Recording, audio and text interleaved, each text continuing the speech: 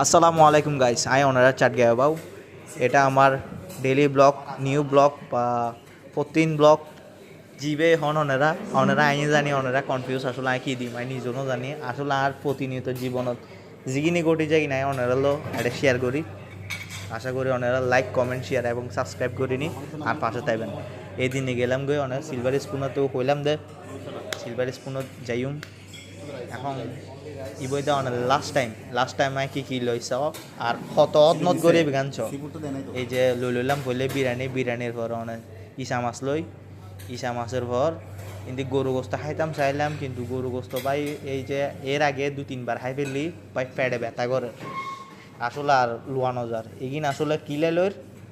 কারণ তোমার টিয়া পয়সা তুলন লাগবে 1200 টাকার দর ইতারা ধর ভাই আল্লাহর